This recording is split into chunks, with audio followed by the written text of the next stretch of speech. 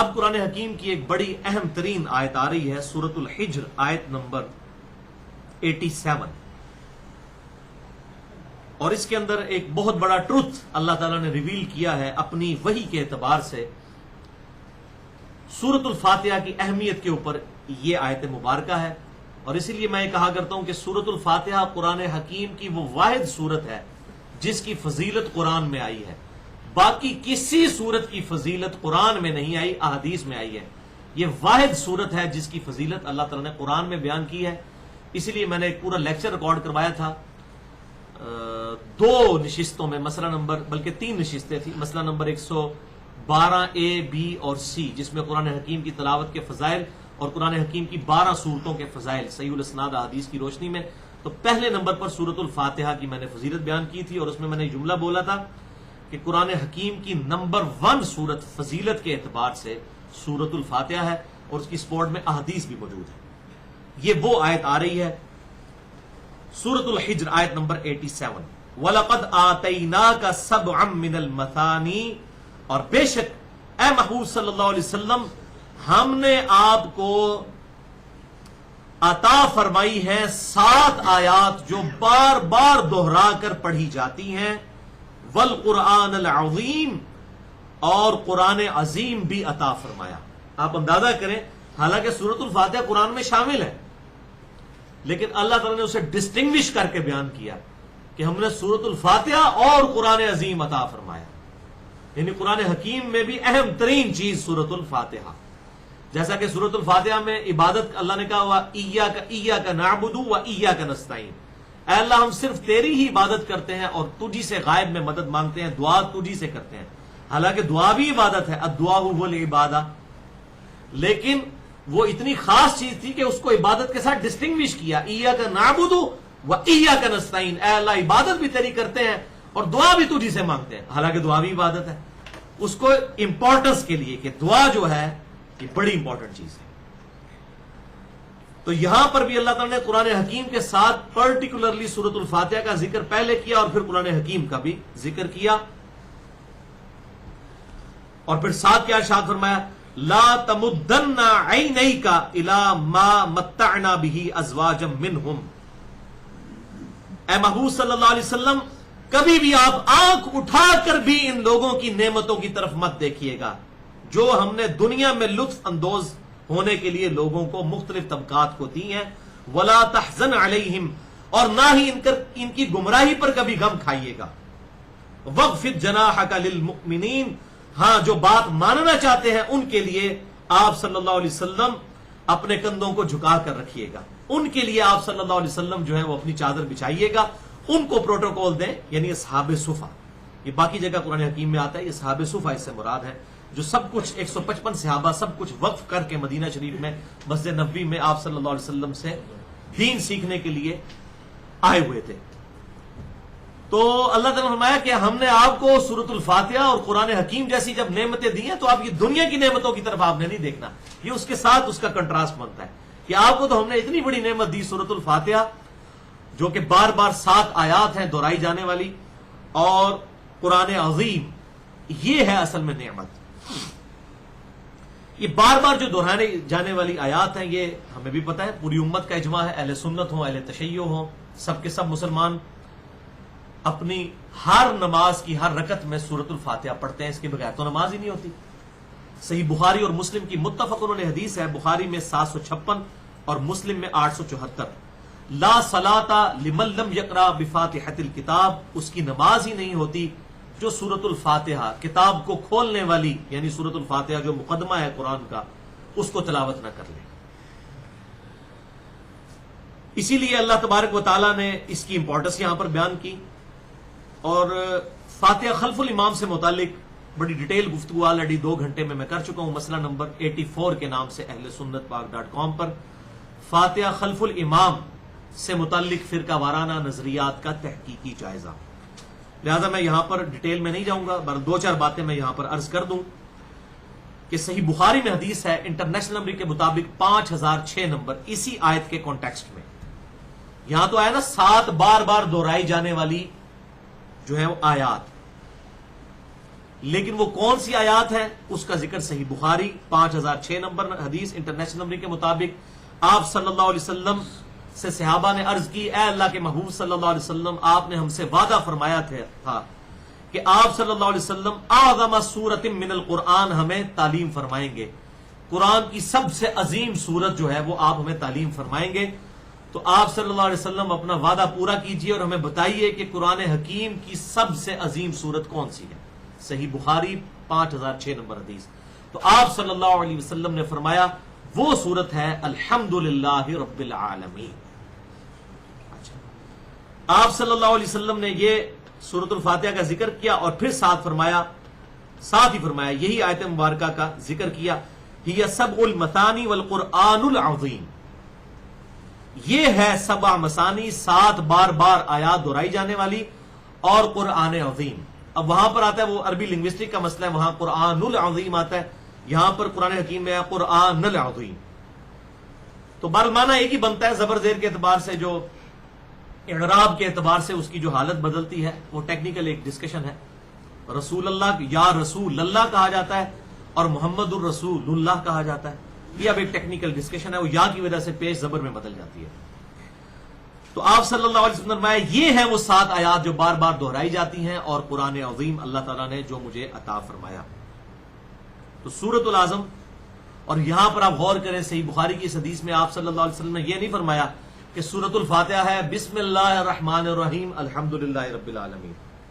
آپ نے ڈائریکٹ شروع کیا الحمدللہ رب العالمین۔ لہذا امام ابو حنیفہ رحمہ اللہ کا موقف بالکل صحیح ہے کہ بسم اللہ الرحمن الرحیم سورۃ الفاتحہ کا حصہ نہیں ہے۔ اس معاملے میں جو شافعی ہیں، امام شافعی رحمہ اللہ کا موقف اور اہل حدیث حضرات کا موقف بالکل غلط ہے۔ بخاری اور مسلم کے تحت وہ بسم اللہ کو سورۃ الفاتحہ کا حصہ کہتے ہیں،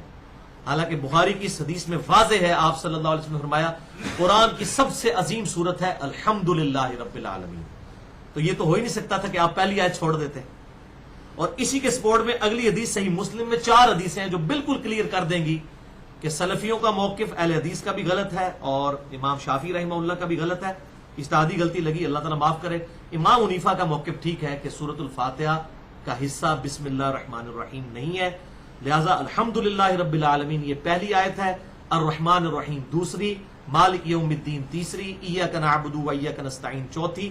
اہدنا الصراط المستقیم پانچویں، صراط الذین انعمت علیہم چھٹی، غیر المغضوب علیہم ولا الضالین آمین یہ 7ویں۔ اور ہمارے مصحف میں بھی جو پاکستان میں چھپتے ہیں زیادہ تر میں اسی طرح ہی ہیں،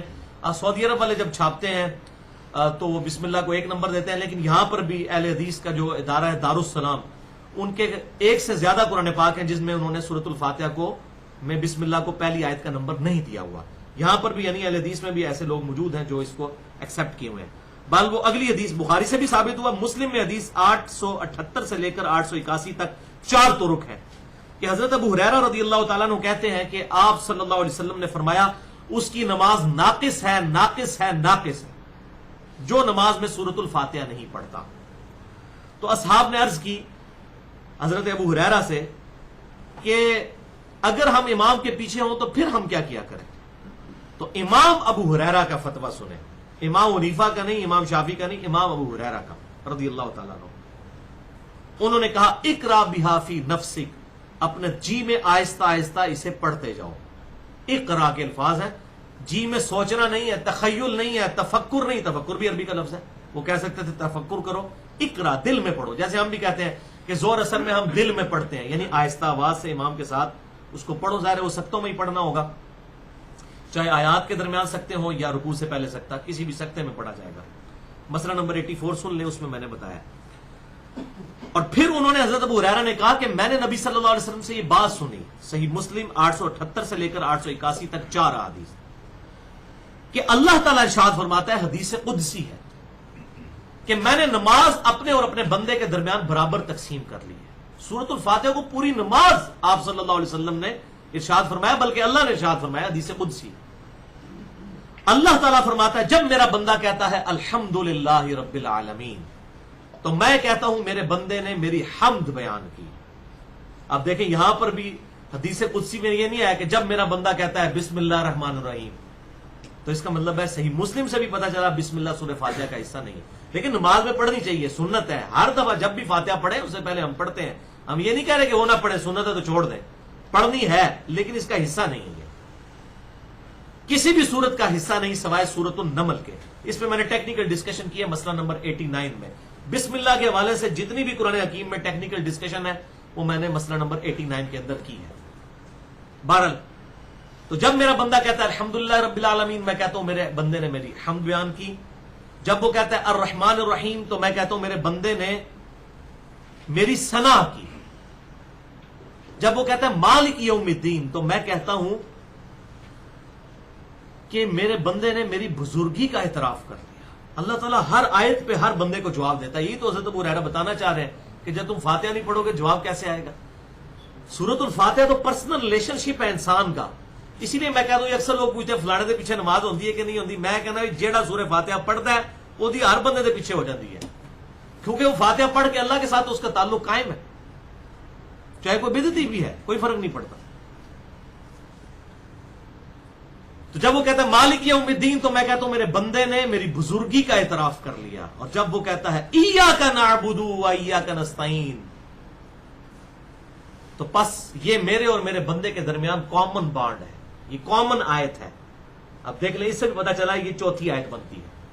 اس سے پہلے 3 آیات الحمدللہ رب العالمین، الرحمن الرحیم، مالک یوم الدین، ایاک نعبد و ایاک نستعین کامن ہے میرے اور میرے بندے کے درمیان، پس میرے بندے نے جو مجھ سے مانگا میں نے اسے عطا کر دیا۔ یعنی اس نے کیا کہا؟